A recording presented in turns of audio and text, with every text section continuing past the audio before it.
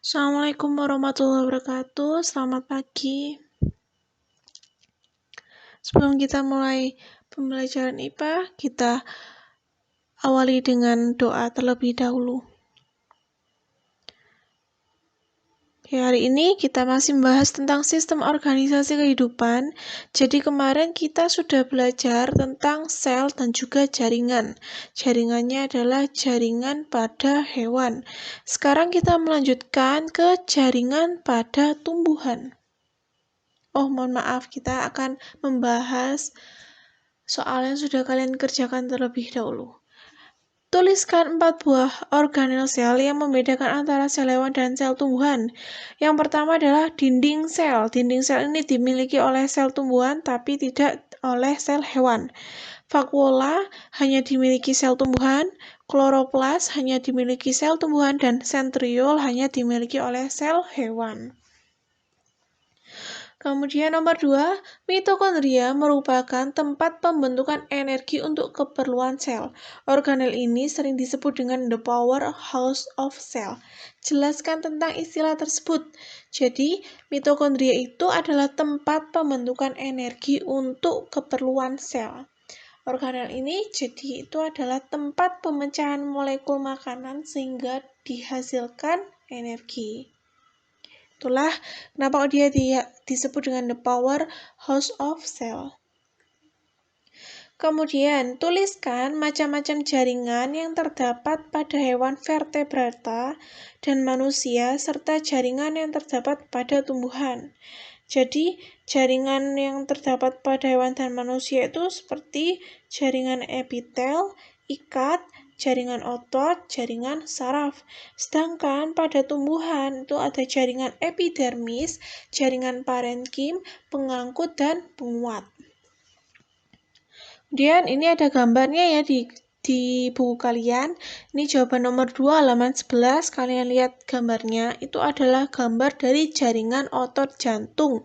Ciri-cirinya bekerja tidak sadar, bekerja di berada jantung, bentuknya silindris dan bercabang.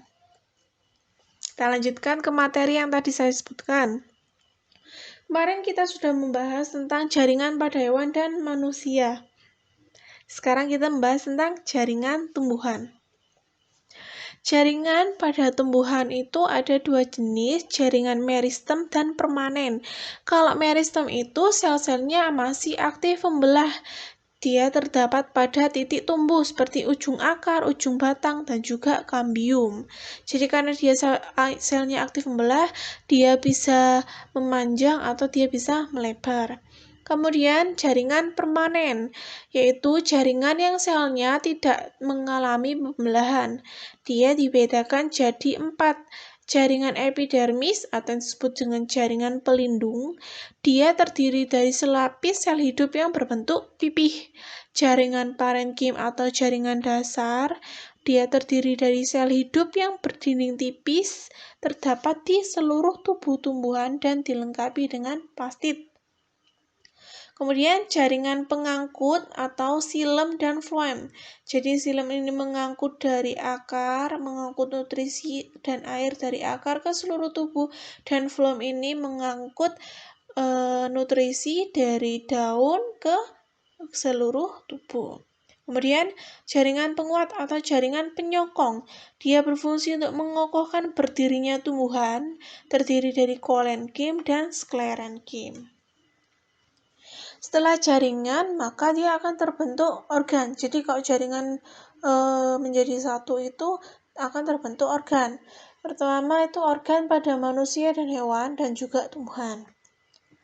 Organ pada hewan dan manusia itu sama ya, ada otak, ada hati, ada lambung, kemudian paru-paru, terus sistem ekresi atau ginjal bagian sistem ekresinya, terus usus halus, usus besar, hati, ginjal, paru-paru, terus sama kelenjar tiroid. Organ pada hewan dan manusia ini ya, mata, fungsinya untuk alat penglihatan. Jaringan penyusunnya, jaringan saraf, otot, pembuluh darah, dan epitel. Paru-paru, dia berfungsi sebagai alat pernafasan.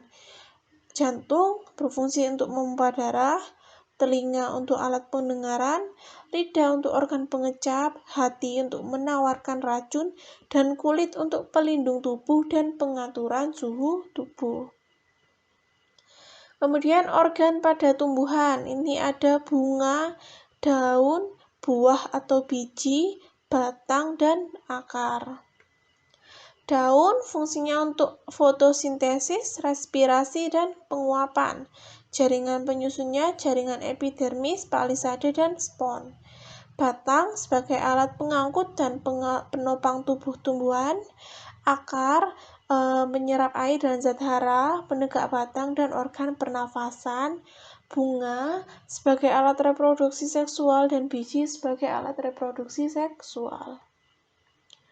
Nah, kemudian organ tadi akan bekerja sama membentuk namanya sistem organ. Sistem organ pada hewan dan manusia itu, ini ya contohnya sistem pernafasan. Dia terdiri dari organ hidung, tenggorokan, trakea, laring, bronkus, bronkiolus, dan paru-paru. Fungsinya untuk menghirup oksigen. Terus, sistem pengangkutan. Organ penyusunnya adalah darah, jantung, dan pembuluh darah. Sistem pengeluaran, organ penyusunnya hati, ginjal, paru-paru, dan kulit untuk mengeluarkan zat sisa. Sistem gerak, dia terdiri dari tulang.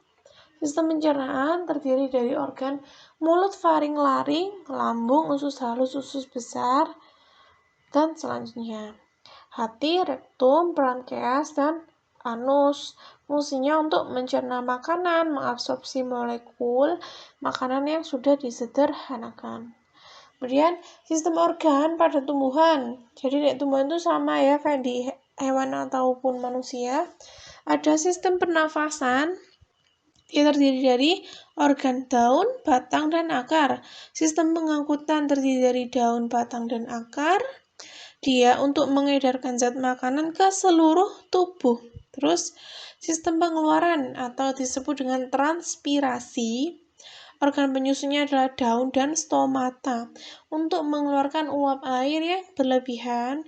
Sistem gerak, organ penyusunnya akar, batang, dan daun untuk merespon rangsangan dari luar. Jadi ini kan tumbuhan masih bergerak ya. Dia bergerak ke atas dengan tumbuh itu, atau seperti bunga matahari yang bergerak mengikuti arah matahari. Jadi terus yang terakhir adalah organisme. Jadi ini ada prosesnya, ada stepnya ya. Sel, kumpulan dari sel itu akan membentuk jaringan. Nah, jaringan itu bersatu, berkolaborasi menjadi organ. Organ berkolaps saling membahu-membahu menjadi sistem organ.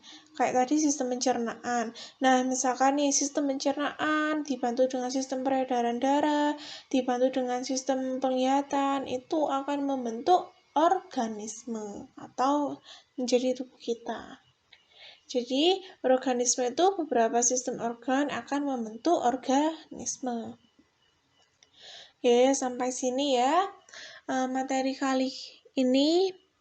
Minggu depan kita ada ulangan harian. Kalian persiapkan dan kalian pelajari materi dari bab pertama. Saya akhiri. Wassalamualaikum warahmatullahi wabarakatuh.